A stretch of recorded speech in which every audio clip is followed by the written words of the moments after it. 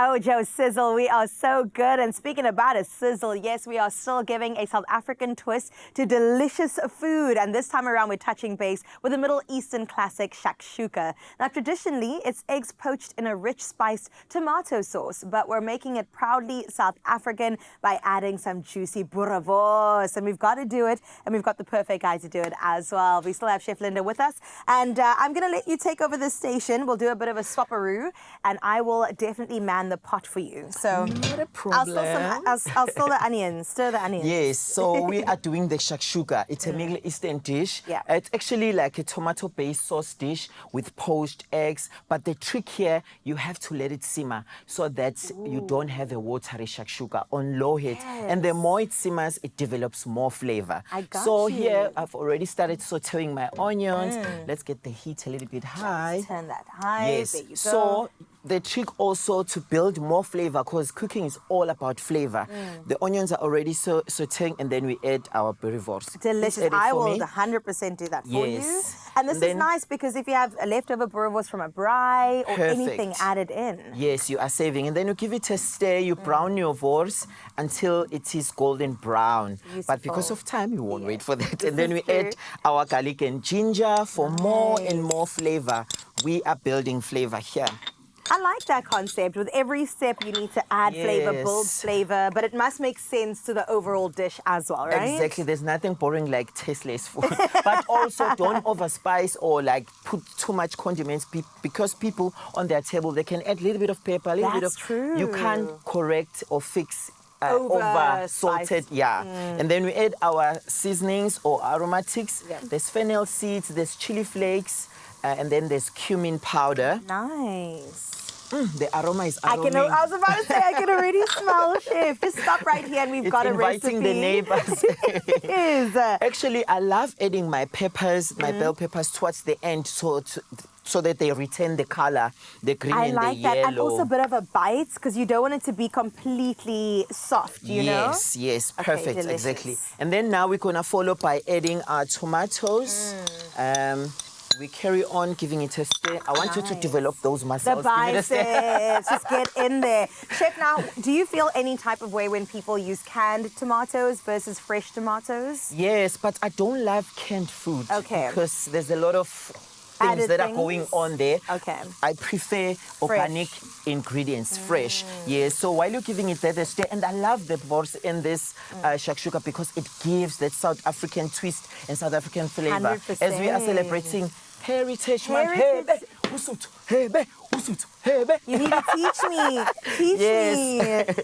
So while you're giving it a stir, we add tomato paste or tomato puree. All right. So to kill that tomato taste, because now we've added raw tomatoes, and then we added tomato paste. Very acidic. You can add a tablespoon of sugar if you want. If you don't want, then leave it like that. You know what? Sometimes I add in a little bit of balsamic vinegar. Oh, wow. It adds to me also a development of flavor and like a base. I don't know. Maybe that's just in my mind, but it's really good. Like be diverse, be unique. Like it's nice to follow a recipe, but give it a twist, give it your touch. I agree. Right. I agree. And then now we're gonna follow by adding our peppers, our bell peppers. Also, you don't have discrimination of color. It's the green, it's the red, it's the yellow, it's the orange. Yes, but it should be colorful. It must be colorful. Also, it is advisable to use a wide open pan like this so that your sauce cooks evenly and your eggs have enough room to set and not overcook. Okay, now we're going to add our water. Yes. Just open a well here. Now, Chef, you did say that the end result, you don't want it to be watery. Yes. So you cook slow and low for it to get thicker and develop flavor. Yes. The more it simmers, the liquid evaporates, or rather it shrinks, or it decreases, and the more flavor it becomes, more flavorful, and also it won't be watery. I hate watery shakshuka. So to serve the shakshuka with, you must have like your naan bread or your crusty bread.